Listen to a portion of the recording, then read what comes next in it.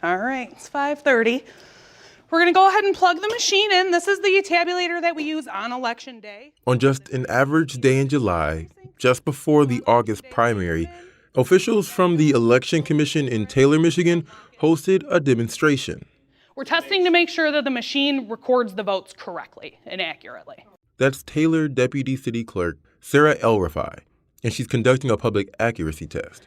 These are test ballots. So we have to run through every scenario that might happen on Election Day to make sure that the machine is reading it correctly. It happens in every community in the state, ahead of every election, and it's been happening for years. It's a way for anyone who's curious to see how ballots are counted, better understand the process, and fortify their trust in our elections. And as we know, that trust was battered by allegations, without evidence, of widespread fraud in the 2020 election. 2020 kind of stress-tested democracy in an unprecedented way. With our democracy fragile and threatened, we sit down with reporter Clara Hendrickson once more before Election Day. We discuss what's in place to protect this election and the latest false claims putting it at risk. We're entering, I think, probably the biggest test to the election system since the chaos that we saw in 2020. I'm Kerry Jr. II, and this is On the Line.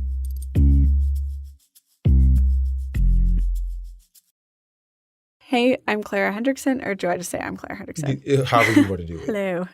Hola. I'm Clara Hendrickson. I am a Report for America Corps member with the Detroit Free Press. How much of the year is election does election coverage kind of impact your coverage? Oh, gosh, I don't know. It feels like we never stopped talking about the 2020 presidential election. I see. The way that I sort of think about it is that 2020 kind of stress-tested democracy in an unprecedented way. You had a candidate for president who lost an election but leveled baseless allegations of widespread misconduct and fraud, targeted Michigan, targeted Detroit in those allegations. And despite hundreds of audits, court rulings, and post-election reviews, including reviews undertaken by Michigan's GOP state lawmakers, there's no there there. The election was secure. The results have been upheld. And we're still talking about something that happened 2 years ago as we're entering, I think, probably the biggest test to the election system since the chaos that we saw in 2020. When you say it's the biggest test, what do you mean by that? Groups have made legal efforts to overturn the results of the last election, and they've been strategizing and making plans for 2 years now to figure out what they're going to do this upcoming midterm. And just as they've been making plans, so have election officials in turn. So I think this midterm we're going to see how does the system sort of fare in response to continued pressure from allies of former President Donald Trump who are doubtful of the integrity of the election system, but also how does it stand up to folks who are putting pressure on the system and might have intentions to interfere with the process. Now, we're talking about disinformation, which is false information intended to deceive, and misinformation, which is just the inaccurate information altogether. Can you talk about any changes that were made in 2020 after the speculation and allegations that occurred? I have heard over and over and over again these last 2 years from Trump supporters who will say it was the strangest thing seeing Trump ahead on election night in Michigan and waking up and seeing Biden polling ahead of Trump. The process played out the way it's supposed to, but it definitely unsettled some people who wanted that certainty on election night. One key change is allowing clerks this cycle in more communities to process ballots 2 days before the election.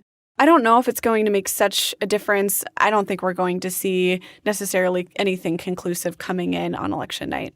Have there been other changes proposed? So we've seen a number of different initiatives. The GOP state legislature has introduced numerous bills and pieces of legislation to change election rules. There's also been a lot of back and forth over a new pamphlet from Secretary of State Jocelyn Benson's office for challengers monitoring the process.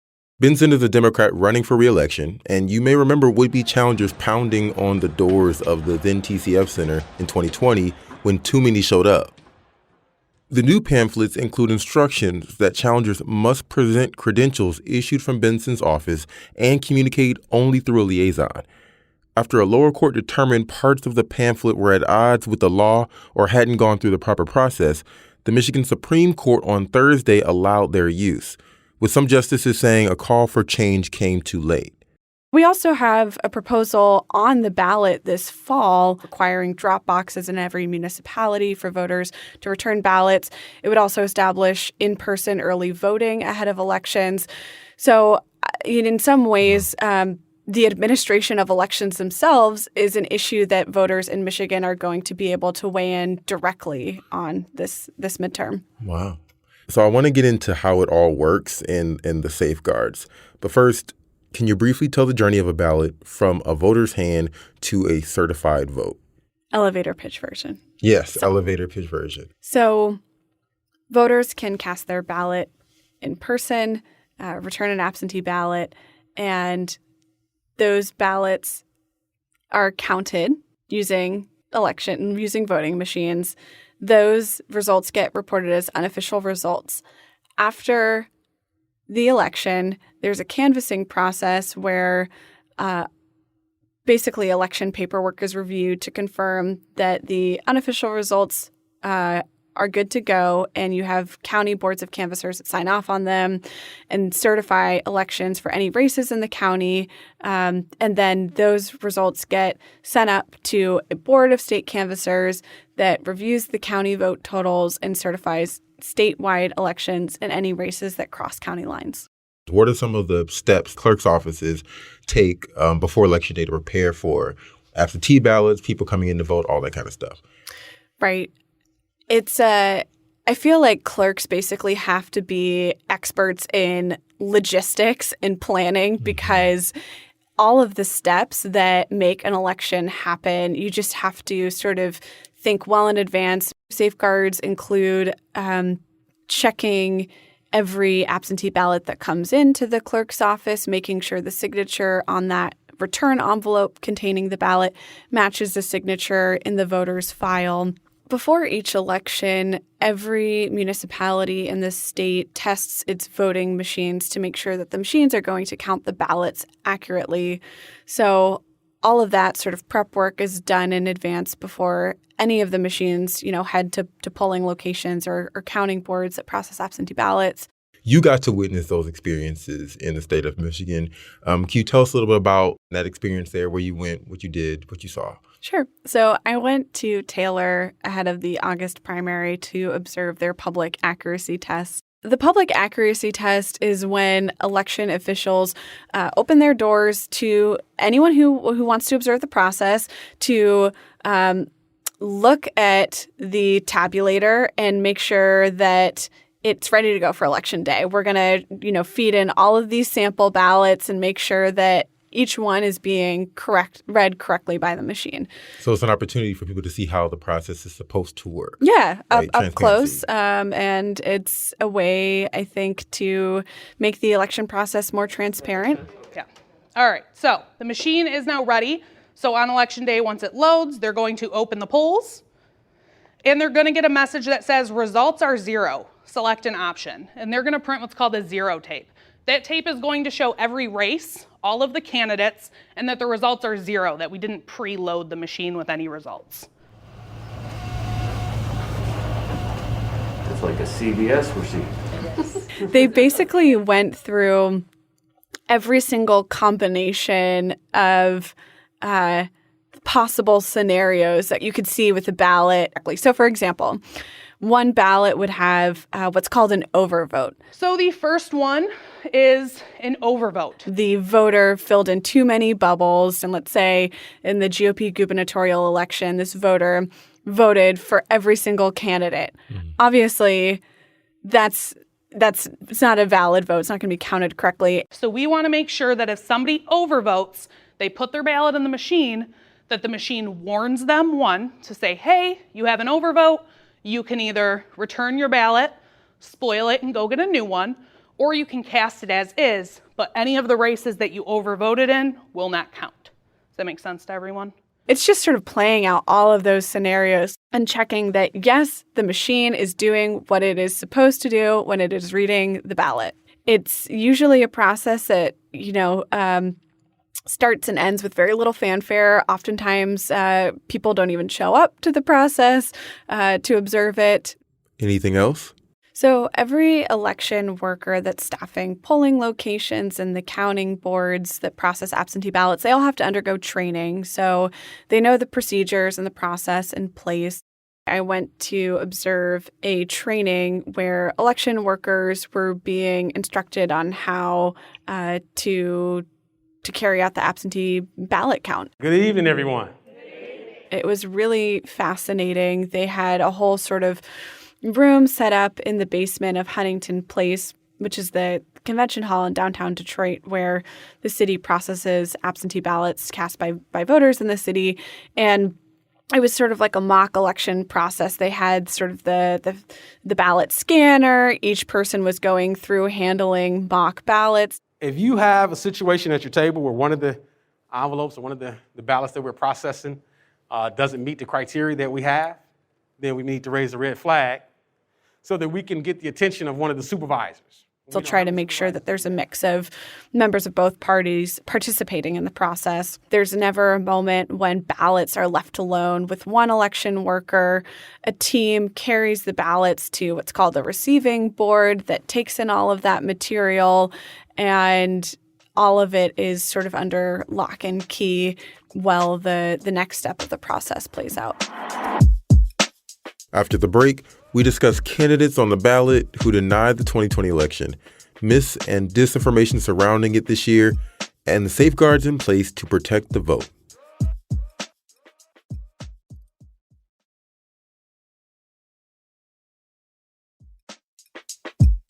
We're back talking with Free Press reporter Clara Hendrickson about the election process. And of course, a big part of that has become dealing with false claims. So can you touch on the candidates who are running who are election deniers? Sure. So the most prominent election deniers on the ballot are running for top statewide offices. Tudor Dixon, during a gubernatorial debate ahead of the primary, said that Trump won the state of Michigan, which is not true. You have Matt DePerno, who is running for attorney general, and he really rose to national prominence in the wake of the 2020 election as a lawyer who was representing a plaintiff in a lawsuit that was making all kinds of allegations about the voting machine and the Dominion voting machine in Antrim County. You also have Christina Caramo running for Secretary of State, which is Michigan's chief elections officer. She rose to national prominence in 2020 after she served as a challenger in Detroit, where she claims that she witnessed misconduct and fraud. I've looked into her allegations. Mostly they confuse standard processes for wrongdoing. Considering we opened this up talking about 2020, and you're talking about how we seem to keep talking about 2020, we now in 2022 have candidates. They've picked up a lot of steam based off of their accusations around what happened in our state in 2020. Absolutely. And I think it's important to note that whoever serves as governor, secretary of state, attorney general, they're going to be in there during the next presidential election. Mm-hmm.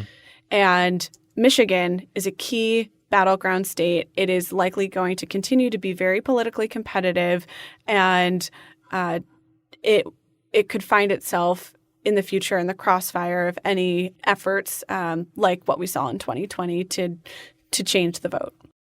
And what have candidates been saying about this election?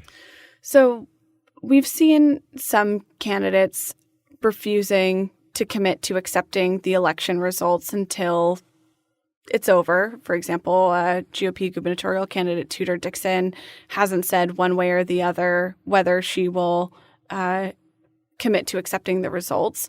So that's potentially something we could see where election deniers who lose their election will cast doubt on the legitimacy of this midterm. We could also see legal efforts to overturn the election like we saw in 2020 with allegations of fraud and misconduct. Allegations are already being made. In the days before the election, Christina Caramo, the Republican running for Secretary of State, filed a lawsuit to have a court declare that only absentee ballots requested in person be counted in Detroit. Caramo lobbed claims without evidence related to an idea of illegal ballots.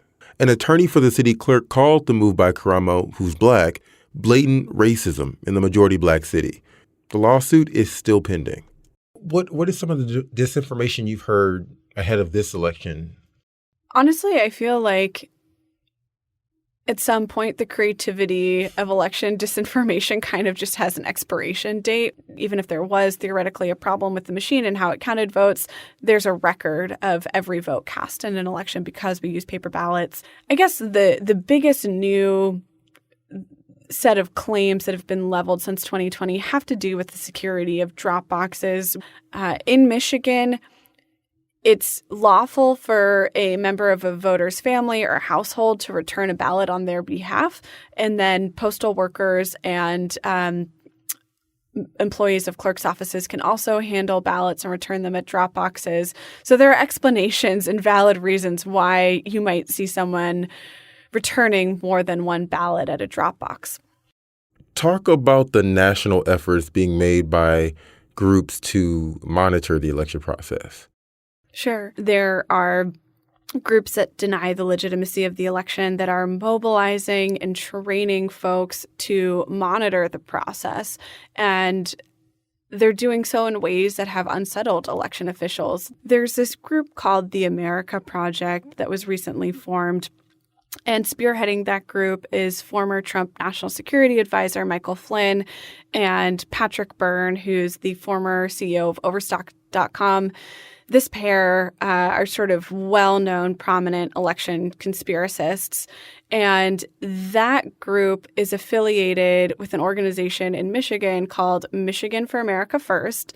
I was looking at one of the manuals on the Michigan for America First website, and they suggest that volunteers set up hidden cameras to capture license plate numbers of voters returning ballots at ballot drop boxes. They suggest if monitors go at night to monitor drop boxes, that they show up armed. Election officials have said that they're going to have zero tolerance for anyone who tries to be disruptive or tamper with the machines. I think what we've seen is that election offices have really ramped up security efforts and are going to be keeping close tabs on the possibility for interference. And so what systems are in place to protect the integrity of the election in case outside actors try to interfere? I think the biggest safeguard is just how many people are involved with the election process. You have election inspectors, election workers from both parties. You have local canvassing boards with an equal balance of Democrats and Republicans. And if there was any kind of attempt to interfere or commit fraud on a widespread scale, it would be very easy to discover it. So lots of involvement by multiple people with differing political affiliations and multiple records and backups of the results to confirm that, yes, the ballots that were cast are the ballots that created the election outcomes and results. It sounds like, just based on the comments we've heard ahead of the election, it seems likely that there's going to be some fighting once the results come out. Yeah, I think this midterm is going to be a test to whether or not there's just been a lot of bloviating from election deniers or whether or not there's going to be a very litigious post-election process where we're going to see some of this play out in the courts. And it'll be up to the courts once again to decide whether or not they're going to uphold the outcome of a valid election. It's November 4th, Friday before the election. Tell people how they can vote. So if you want to vote absentee, I'd recommend going in person to your local clerk's office or a satellite voting center and putting in that request in person to get your absentee ballot. You can even fill it out then and there and return it as well. So you don't have to worry about postal delays or anything like that. Those have to be received by 8 p.m. on November 8th. Otherwise, they won't count. And they can only be requested in person by 4 p.m. November 7th. On Tuesday, November 8th, polling locations will be open across the state. You can find your polling location at the Michigan Voter Information Center on the Secretary of State's website. And polling locations will open at 7 a.m. and close at 8 p.m. Yeah. All right. Well, Clara Hendrickson, we thank you very much for your time and your patience. Thank you. And your voice. A big thank you to Detroit Public Television's One Detroit for the audio in this episode. They recorded it for a joint project with the Free Press, and you can see a special on the election on their Facebook and YouTube pages. This episode was produced by me and Darcy Moran. Our executive producers are Anjana Delgado and Marianne Struman, and our editor is Peter Bhatia. The music for the show is called Fort Trumbull and was produced by DJ Lost Boy. If you like the show, please share it, subscribe to it, send it to your friends and family, and don't forget to come back next week. See you then. Election season MVP. Too kind. Thank you. I really wish there was another title above MVP. Goat. Thank Election you. season goat. Oh, All right. appreciate it. Thanks, Clara. Yeah, thank you. Bye.